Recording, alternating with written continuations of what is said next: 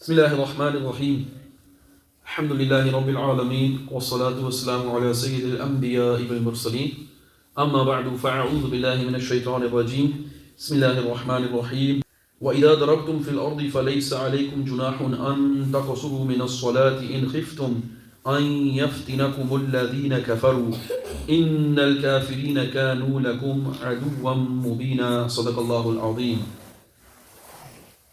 In Surah An-Nisa, the fourth surah, in verse 101, Allah Azza wa Jal mentions that when you travel in the earth, when you are on a journey, then there is nothing wrong if you shorten your namaz.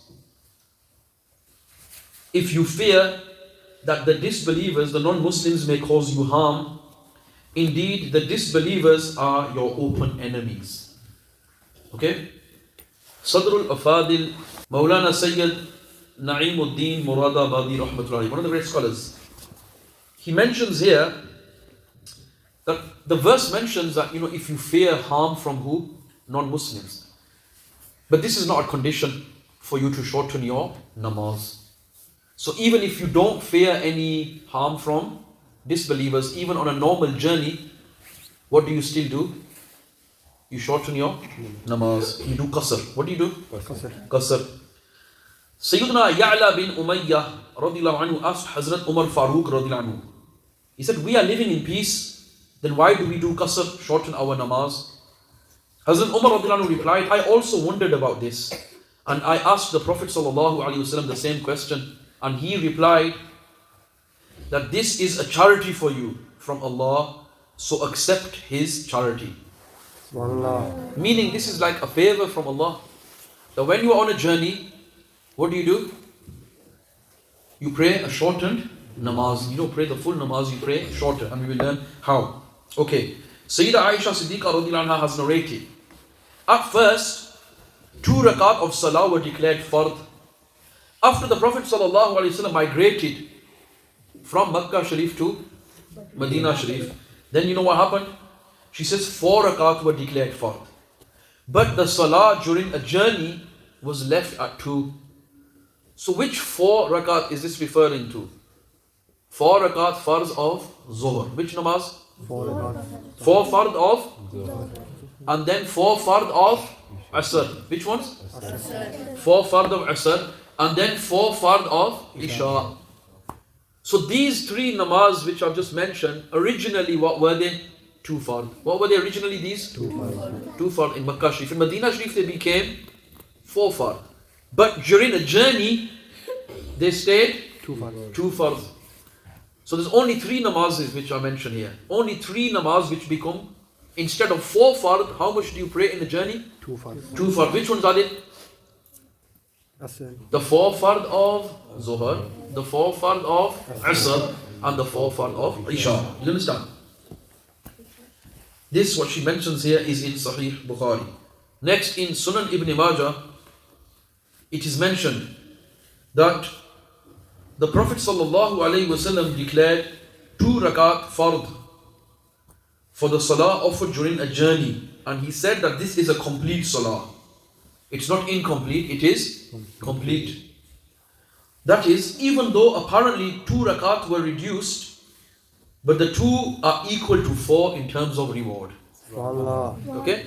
So in a journey, when you pray the 2 fard instead of the 4, they are like you are praying full 4 rakat fard. What is a journey in Shari'ah, in Islamic law? What is a journey? A journey is mentioned in Fatawa Razriyah of Imam Ahmad Raza Khan rahmatullahi alayh. A journey is if you leave your hometown with an intention of traveling 57.5 miles. So what is an Islamic journey? What's classed as a journey? If you leave your hometown, first of all, what do? You have to leave your hometown with what intention? With an intention of traveling 57.5 miles, which is 92 kilometers. How many kilometers? 92. So what are the 2 conditions for becoming a traveler? What's the first condition? That you leave your hometown. And the second condition is with an intention of traveling 57.5 miles or more, 92 kilometers or more. When you travel out of your hometown with this intention, what happens? Then you are classed as a musafir. What are you classed as? Musafir. A musafir, a traveler according to the Islamic law. Then the rules change for you. Okay. Then you must shorten your namaz.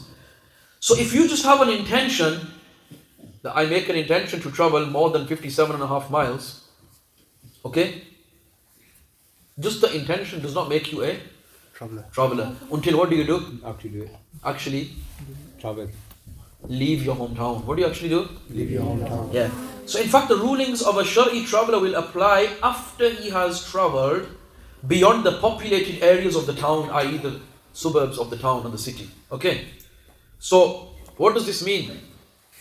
So if you guys live in Bradford now, you know the houses which are on the edges of the city, just before the motorway starts, or even the country roads, the country lanes, yeah, when you go this way, as soon as the last houses are finished and you're out of the bounds of Bradford, then you become a traveller. As long as you've got an intention to travel how much though? 57.5 miles. What if you do leave the bounds of your hometown, okay, you've gone on the motorway, but you didn't have an intention of travelling 57.5 miles, will you be classed as a traveller then? No. You have to have both.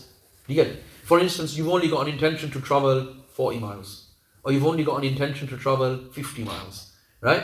Then even though you have left the bounds of your home city, you are not classed as a traveller. When will you only be classed as a traveller? When you have an intention to travel 57.5 miles or more. And secondly, when you leave the outer bounds of your home city. Okay. To travel beyond the populated areas means that one has travelled past, the final houses of the town, of the city, yeah? Right? Along the route of your travel, even if the populated areas have not ended in the opposite direction. So, it means, in the direction which you are travelling along, what happens? Along that road, the last houses have finished. What's happened? You have travelled out of the city and you've gone beyond the last houses. Okay. Along the road which you are travelling on, you've gone past the last houses, now you're a traveller. To become a Shari traveller, it is not necessary to travel beyond the villages as well, which are joining onto the city, okay? The outskirts of the city. Alright. Similarly, it is also not necessary for him to cross orchards, big gardens and farms which are on the edge. It's not necessary to pass them. What do you have to just pass? The last houses of the city. What do you have to just pass? The last houses. Once you pass them, you're classed as an Islamic traveller, okay? Outside the outskirts of the city, sometimes there are certain areas which are like, it's for a graveyard, or there's like a race course, or like a dumping ground, where there's rubbish, yeah? Or anything like that. If these things are there, then it is necessary to cross them. You all understand? That's if these are joining onto the city. If these things are joining onto the city, then what do you have to do? You have to pass them. But if there's a gap, the last houses, and then there's a gap, and then what comes outside, like a race course, dumping ground, like a playground, like a sports ground or a race course or something like that, a graveyard. But if these things are outside the last houses, they're not joined to the city, they are not Joined to the city. Then is it necessary to pass them? No. That means you've already left the city. So they're not classed as being part of the city then. Alright. Now, we've mentioned what intention the person has to have from the place of your city where you're departing, okay? If you depart with an intention of less than 57.5 miles, okay? And upon reaching that place, you intend to travel another place which is also less than 57.5 miles, okay? Then will you become a traveller? No. When do you become a traveller? What is necessary? What intention? To travel more than 57.5 miles. That intention is necessary. Alright. What intention? 57.5 miles. Yeah. You're leaving the hometown with an intention in mind that you are going to travel more than 57.5 miles. When you leave with that intention and you've left the outskirts of the city, the final houses have disappeared, you've gone out, then you are classed as a Shari traveller. We all understand? Okay. It is also a condition that the traveling person intends to travel 57.5 miles in one go. If he has such an intention that he will do some activities after he has traveled, like let's say 40 miles, yeah, and thereafter he will travel the rest, like 17.5 miles, right? This is not an intention of traveling 57.5 miles continuously. Okay, therefore he would not be deemed as a traveler. So there are two types of hometown. What are there? Two types of hometown. Two types of hometown. Number one, Watane Asli. What is it? Watane Asli. Your original hometown. This is the town or city where a person is born, or where your family members live, or where you have settled, where you live with the intention of not moving. Do you understand? So what is your original hometown? Where you are Born. Or what is it? Where your family lives, or where you've settled, where you live and you have no intention of moving from there. That is your Watane Asli. What is it? Watane Asli. Next is Watane Iqamat. What is next? Watane Iqamat. Do you know what Watane Iqamat is? This is like a temporary hometown. So guys, listen very carefully. Do you know how you make a temporary hometown? If you stop somewhere after a journey and you make an intention to stay there for 15 days or longer. What intention have you made to stay there? 15 days or longer. 15 days or longer. Then that becomes your temporary hometown. Do you all understand? Okay. Now, one temporary hometown cancels the other. For example, let's just say now, a person leaves Bradford now with the intention of traveling more than 57.5 miles. He's gone on the motorway. Is he a traveler now in Islamic law? Yeah. Yes. So now what must he do? Travel 15. The 4 rakat fard of Zuhr, the 4 fard of Asr, and the 4 fard of Isha. What must he do for these 3 namaz? Read them as two. Read them as 2 fards. Alright. 2 fards Zuhr, 2 fards Asr, 2 fards Isha. Now, he reaches London. When he's reached London, he's still praying qasr, yeah, shortening his namaz. But now he makes an intention to stay in London for 15 days or more. What must he do now? Read the namaz properly. Does he have to read the namaz in full now? Yeah. Yes. Because now London has become his Watane Iqamat. You understand? His temporary hometown is classed as now. So now he has to read namaz in full. So even if you go on holiday somewhere far away, but you go with the intention of staying there for 15 days or longer. If you stay for 2 weeks, bang on, 14 days. Then what will you do whilst you're there? Qasr. You read short. You understand? But if you go there with the intention of staying there 15 days or longer, intention imazon, okay, then you must pray your namaz in full. Do you understand? So let's say this person reached London now. That's his Watane Iqamat. He made an intention to stay there for 15 days or longer. So how does he have to read namaz there? Full. Like as if he lives there. It's like a temporary hometown now. Okay. So if a person stayed at a town or city, let's say in London now for 15 days or more, then went to another town. Let's say from London he's gone now to, let's say, Oxford. Okay. He's gone to this city now with the intention of staying there for 15 days or more. Then London is no longer his temporary hometown. What's his temporary hometown now? Oxford. Okay. Now what does he do here?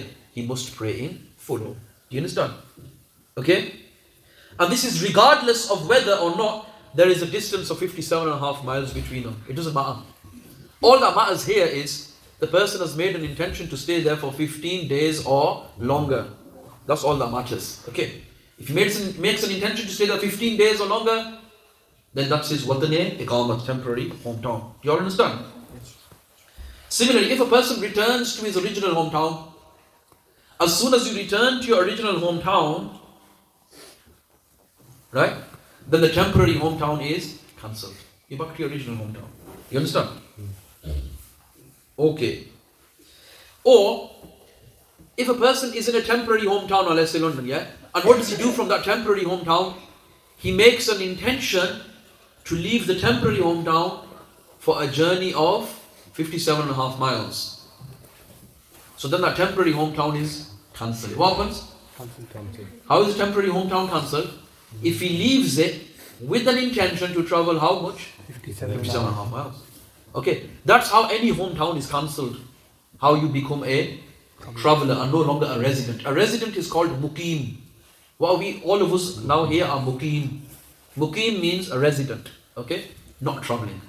And a musafir is a traveller on safar. You understand?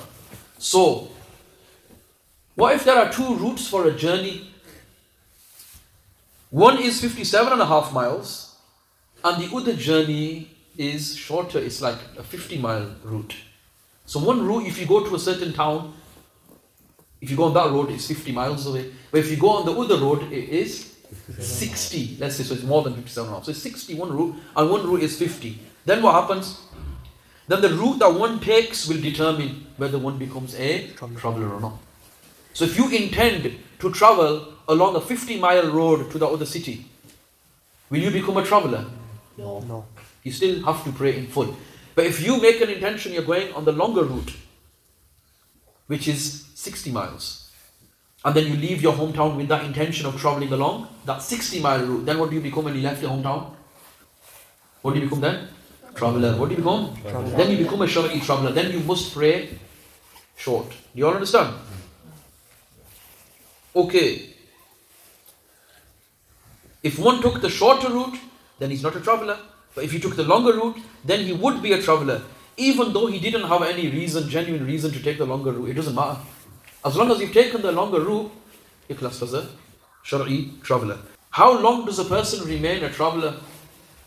A traveller remains a traveller unless he returns to his hometown. So if you've returned to your hometown, then you are no longer a traveller. As soon as you come within the houses, on the boundaries of the city, as soon as you've entered the city, your hometown, automatically you are no longer a traveller. Now you must pray in full. Okay? Right? Or, how long do you no longer remain a traveller if you go to another place and you intend to stay there for 15 days or longer. Then you are no longer a traveller. Okay? This ruling applies when you have travelled more than 57.5 miles. Okay? This ruling will apply if you travel more than 57.5 miles and then you decide to stop at a place for 15 days or more. So listen, you've left your city with the intention of travelling 57.5 miles, yes? But you stop at a town which is only 40 miles away. And then you make an intention to stay there for 15 days or more. Will you be a traveller there? No. Because in order for you to have been a traveller, you must have also have travelled 57.5 miles and then made an intention of staying somewhere 15 days or longer. But from that temporary town to go to another one to become a temporary resident in another town, you have to travel 57.5 more. No. You all understand? Yeah. But the first temporary hometown that you're going to go to, that has to be at least, how much distance? At least 57.5 away from your original hometown. Then the next place that you intend to go after that one, to stay there for 15 days or longer, does that have to be 57.5 miles or more? No, that can even just be a short distance away. But the only requirement for you to be a settler there, a non-traveller, is that you intend to stay there for 15 days or longer. You all understand? Hence, if he intends to return before covering the distance of 57.5 miles, so you haven't even covered 57.5 miles, you've gone out of your city 40 miles, and then you decide to come back. Will you be classed as a traveller then? No. You won't. Alright. Because now you've made an intention to return. You understand? And you haven't even travelled 57.5 miles or more. What if you've gone 60 miles out? You intended to travel 57.5 miles or more. You've gone along 60 miles along the motorway. And now you decide to return to your hometown. Are you still a traveller? Yeah. Are you still a traveller? Yeah. Yes, because you've done more than 57.5. When will you cease becoming a traveller? When you come back and enter your home city. You all understand? So these are important rulings you all need to understand. Whether a journey has been made for a good purpose or even a bad purpose, a person will still be classed as a traveller. A person will still be classed as a traveller. Well done. Rulings for a traveler who stays somewhere for a few days. So if a traveler goes somewhere and stays there for a few days or even 13 or 14 days with the intention of doing some work or waiting for his relatives or returning after doing work, he will still be a traveler and he will still offer shortened namaz. Even if many years pass in this condition, even if he stays at a new place for 15 days or more. So for example, you've traveled to another town. It's more than 57.5 miles away, yeah? So you've gone to London, but do you know what? You intend to stay there only for a week longer. You say, I'm going to go back in a week. So are you still a traveler?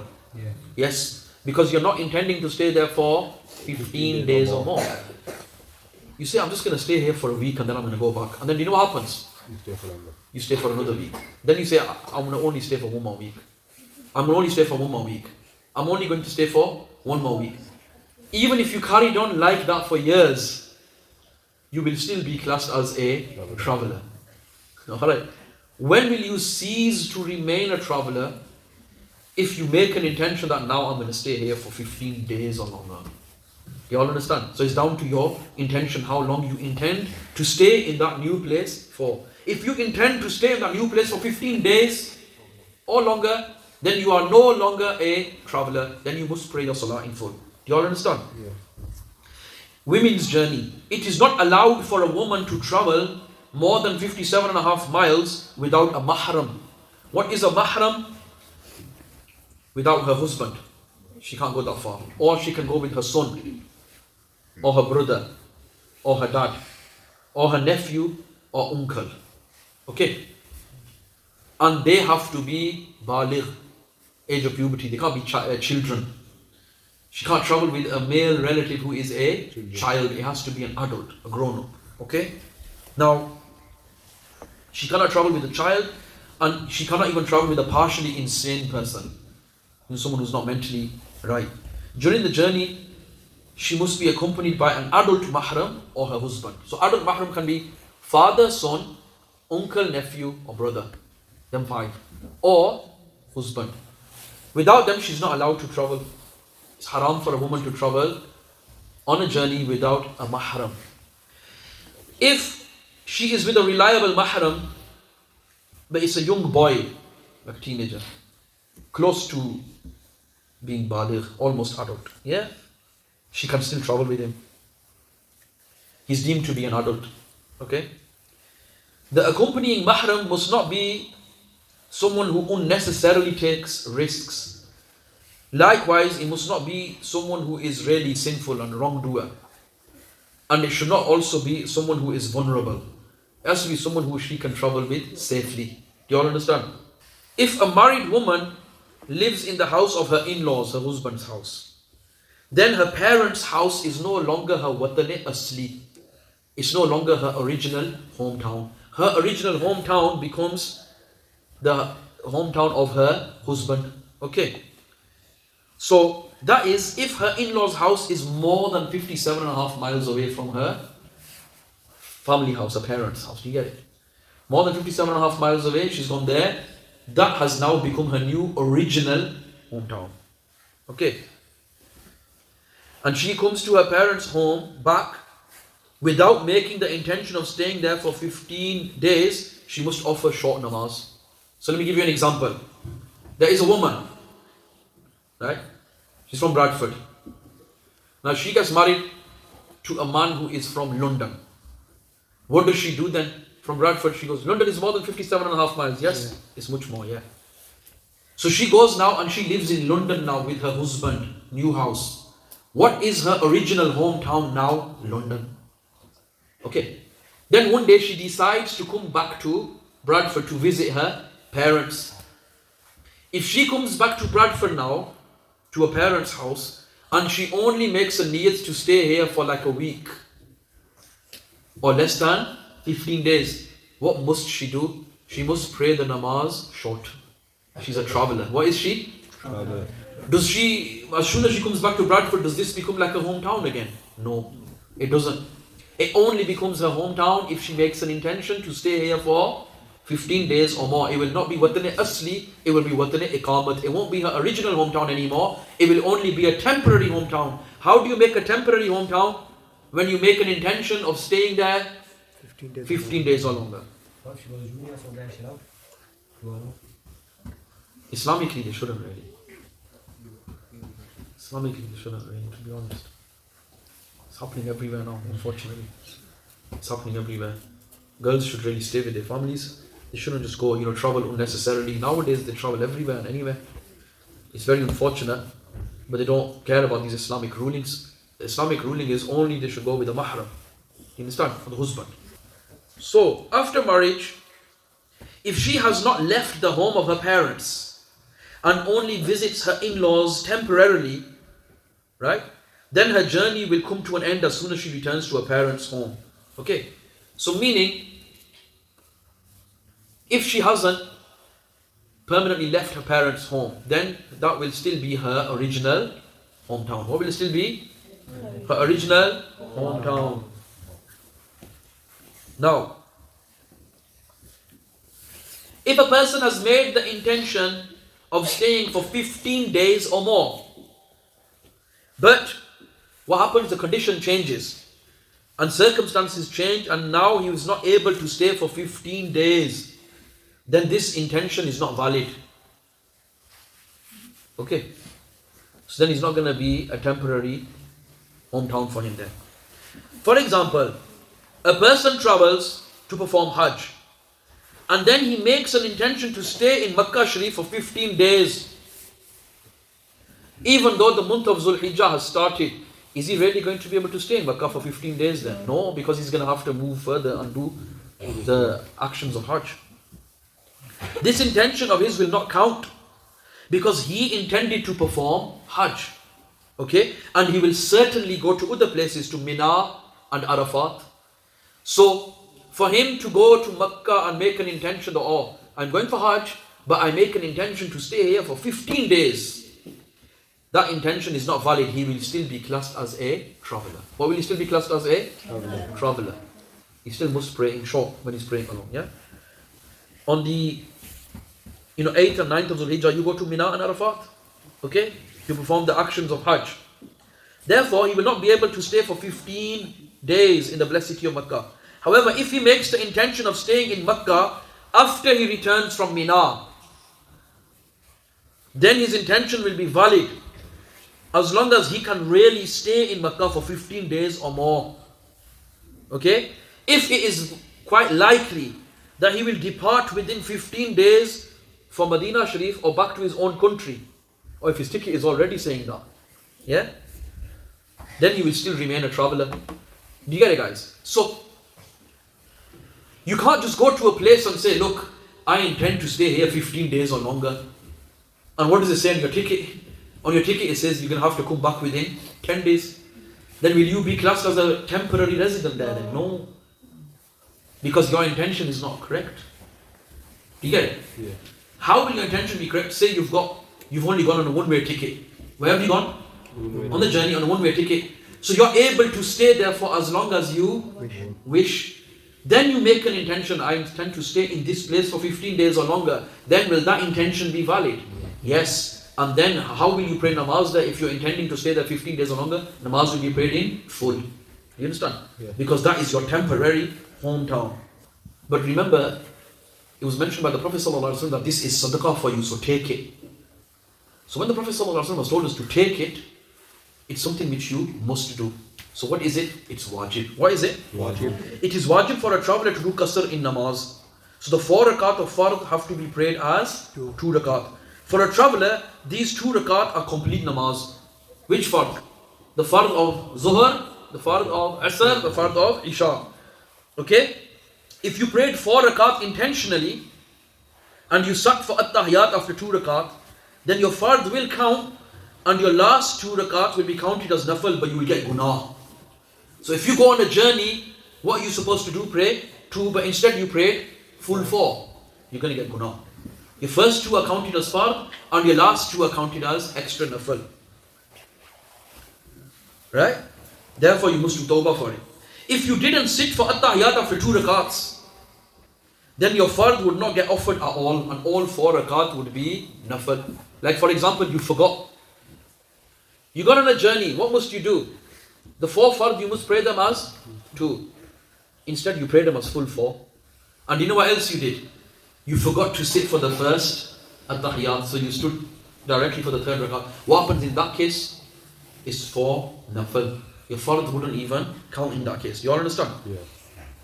However, if you made the intention of staying at a place for 15 days or longer before you perform the sajda of the 3rd rakat, then your fard would be valid.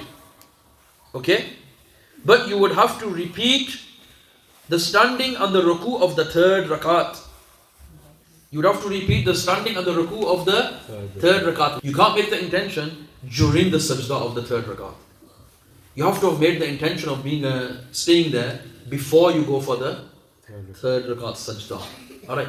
If you make the intention of becoming a resident, staying there in the sajda of the 3rd rakat, then your namaz becomes invalid. Okay. Similarly, if you did not do qira'at, recitation, in any or both of the first 2 rakats, your salah will become invalid. You must do qira'at, Quran recitation in the first and second rakat. If a traveler made the niyat of offering 4 rakat fard salah instead of the 2 rakat which are qasr, yeah, by mistake, but he realized this during the salah and he did salam after the first 2 rakat, his salah would be valid. Okay, so you're a traveler and it's time for zuhr. You must, as a traveler, pray 2 fard zuhr, yes? By mistake, you made an intention of praying 4 fard zuhr.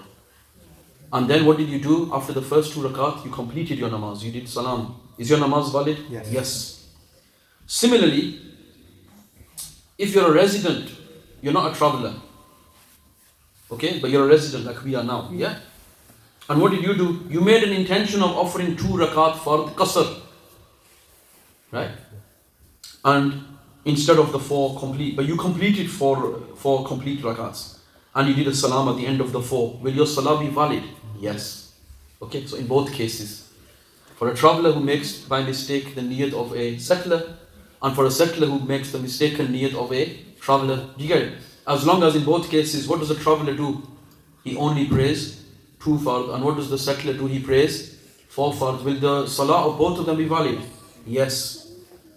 The scholars, rahimahumullah ta'ala, have stated, it is not necessary to specify the number of rakat when making the intention for salah. You don't have to say how many rakats you're praying. Do you understand? So, you just make the intention of salah as it is implicit. Alright? Hence, a mistake in the number of rakats does not affect, right? During the intention does not affect the salah. You understand, guys? So if you made an intention of the fard of zuhr or the fard of asr, it doesn't matter how many rakats you intended, like number you mentioned. So does the number matter? No. What matters is that you intended the fard of that time, and it will count. Okay. If you are praying behind someone who is different from you, what's the ruling? I will explain. When offering salah with jama'at, it is also an essential requirement for the follower to know whether the imam is a traveler or resident, so that his act of following the imam can be valid. Okay? It does not matter whether the follower knows at the time of the start of salah or afterwards. Therefore, what the imam should do, so if the imam is a traveler, he should announce it first. Because how much is the traveler going to pray? 2 rakah. If he did not make the announcement at the beginning of salah, he should do it afterwards. Like he's prayed 2, and what is he going to do after his 2 rakat? He's going to give salam. Then he should say, I am a traveler. All those who are not travelers, please complete your salah. You understand? Now, if he has already announced at the beginning, even then he should announce that he's a traveler after the namaz as well, so that those people who were not present at the beginning of the salah, they also become aware. You understand? Like those who came later. If it is obvious that the imam is a traveler, then an announcement after namaz is just mustahab, it's recommended. Okay, do you guys understand? Like for example, you go in a group, there's a group of us, 4 or 5 of us, And we know that the Imam is a traveler. So how many rakats is the Imam going to pray? 2. And what are the followers going to do? If the followers are not travelers, they're going to complete their remaining 2 rakats after the Imam has finished. Okay. When completing the remaining Salah after the Imam, who is a traveler, has made his salam after 2 rakats, what should the followers do for the 3rd and 4th rakat of Fard? Do you guys know? So let's pretend I am a traveler. We're praying Zuhr namaz. You guys are praying namaz behind me, but you're not travelers. How many rakats will I pray? 2 Fard of Zuhr. How many will you lot have to pray? 4, because you lot are residents. Then you know what happens. After I give my salam, after 2 rakats, okay, let's just assume you already know. Then you're going to stand up for the 3rd rakat. And you know what you're going to do in the 3rd rakat? You're not going to recite any Quran. You're just going to stand there quietly and in your mind read Surah Fatiha. Bismillah, Alhamdulillah, up to Waladdaleen, Ameen. And then you know the time it takes to recite it, the Fatiha, just wait for that long. But then when you go into Ruku, you say Allahu Akbar, Subhan Rabbil Azim, Subhan Rabbil Ala in sajda. Yes, you do. And you read the At-Tahiyyat, everything else, normal. But when you stand for the 3rd and 4th rakats, yeah, after the traveler Imam has finished, what do you do in the 3rd and 4th rakats? You stand silently, yeah. Okay, that's the ruling. For as long as it takes normally to recite Fatiha, instead of reciting it. Instead. One point which we also need to mention is regarding a traveler when he prays behind a resident Imam. Okay, we mentioned what happens when the Imam is a traveler and the followers are resident. Yeah? How they complete their missed rakats when he finishes. On the other hand, if the Imam is a resident and he is going to be praying in full, what is he going to pray? Full. Then what does a traveler do praying behind him? He also prays the full namaz. Are travelers exempt from praying sunnah salah? During the journey, the sunnats are not shortened. Neither are the witr or any other namaz. The only namaz which is shortened are 3. Which ones? 4 fard of Zuhr become 2 fard. 4 fard of Asr become 2 fard. And 4 fard of Isha become 2 fard. Only these 3 salah are shortened. If the traveler is in a state of fear or worry, right, then he doesn't have to pray his sunnats. Okay? But he is required to pray his sunnats if he is in a state of peace. You understand? So, if you're in a state of panic and you are afraid like you might miss your train or something, or you're in a journey and you're in fear, then do you have to pray your sunnats? No. But what if you're in a normal state? Then you must pray your sunnats like you normally do. Alright? Next. For a traveler who's outside the city, he can offer Nafal namaz whilst in a vehicle. Nafal Salah can be prayed whilst in a car or a bus or a train or even riding on an animal. How? You pray, you begin Allahu Akbar and recite as normal, and you lower your head slightly for ruku, and then Sami Allahu liman hamidah, yeah, you lift your head up again, and then you lower your head further for sajda. You don't have to do it physically with your hands like some people do. Some people be sat in a car or on a bus or whatever, and they're like putting their hands on the front seat ahead of them. Do you have to do that? No. No, you don't. What do you just have to do? Only lower your head slightly. You lower your head slightly for ruku and lower your head a bit more for sujood. That's it. So, in this condition, you don't have to face the qibla even for nafal. For which namaz is this? For nafal you can pray seated in a car or a bus or whatever. As long as when you are a musafir, when you have become a Shari'i traveler, you know, the one who travels with an intention of more than 57.5 miles. And the traveler must face the direction which the car is traveling in, the vehicle is moving in. Okay? You don't have to face qibla. Facing the qibla is not a condition. Even in the beginning of salah, you don't have to face qibla for this. He is required to face the direction towards which the car is moving and to perform ruku and sujood with gestures. Okay? And what is necessary? That you bend your head more for the sajda than you do for the ruku. This is necessary. Alright. So you only lower your head a little bit for ruku, but you lower your head more for sajda. If there is enough space on a moving vehicle like a train, then you will have to pray your Nafal Salah whilst facing the Qibla as usual. You get it? Like there's a standing area and you're able to stand properly, then you must face the Qibla when praying Nafal. After a villager has been out of his village, he's left his village, he can also offer Nafal Salah on a moving vehicle. What's the ruling for moving vehicle? You can pray in whichever direction. You must lower your head lower for the sajda than you do for the ruku, and you can face any direction. Okay. If one began Salah outside the city on a vehicle, but then he entered the city while still offering Salah, then he can complete his Salah until he reaches his house. Okay, so even if you've entered inside your hometown and you're still praying namaz whilst in a car or a bus or a train, you're still allowed to carry on and finish it as normal. Alright? It doesn't like break like because you've entered your home city. It doesn't break. But remember, these rulings are for which type of Salah only? Nafal. What are these? What am I talking about here? Nafal Salah, not the fard. In a moving vehicle, without any Shari reason, one cannot pray fard, nor the sunnah of fajr, nor the witr. So you can't pray any fard, you cannot pray any wajib salah, and you cannot pray any sunnah of fajr in a moving vehicle. Do you all understand? Which salah can you not pray in a moving vehicle? Fard, wajib, and the sunnah of fajr. Why? What did we mention about these when we were talking about qiyam? Well done. Qiyam is fard in these, standing. Alright. So, and you cannot also perform the sajda of tilawat, which is wajib. Okay. Provided the sajda ayat was recited whilst on ground. The wajib salah includes the witr, the promised salah of nazar, the promised salah. Right? Or the nafal salah which was broken after being started. If you start a nafal salah and you break it, then to do qaza of it becomes what? Wajib. Did you know that? If you start a nafal roza and you break it, then to do qaza of it becomes wajib. The ruling is what? If you begin a nafal roza and you break it, then to do qaza of the nafal roza is what? Wajib. Because you spoiled it.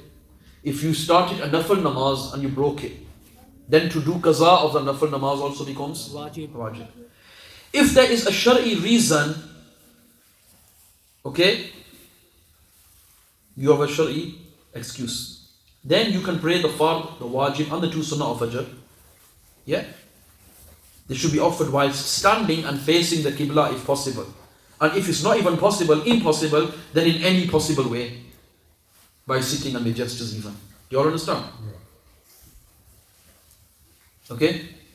The salah missed in the state of being a resident. So the namaz which you missed in the state of being a resident, if you have to, the qaza you have to do of it has to be in full. Even if you're doing qaza of it whilst on a journey, yeah. So you missed the 4 fards of Zuhr and the 4 fards of Asr, let's just imagine, of one day, whilst you were a resident. Later on you became a traveler, does that mean now you can start praying them as two? No, because you missed them whilst you were a resident. On the other hand, let's say you missed the same salah of Zuhr whilst you were on a journey. When you're doing qaza for them, fard of Zuhr, how much do you have to pray now? 2. Because you missed it whilst in the state of traveling.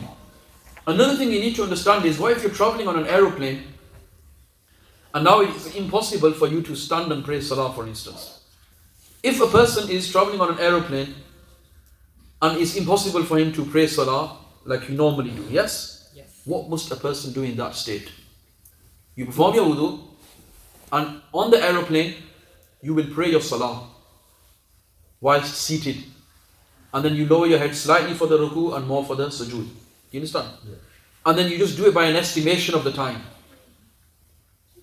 When your journey has finished and you've reached land, you've landed in the next place, then that salah which you prayed during the journey whilst in the seated manner, then just repeat those salah. Just do qaza of them, salah, when you reach land. Okay? May Allah Azza wa Jal give us the tawfiq to pray salah as we should and pass on the knowledge to others.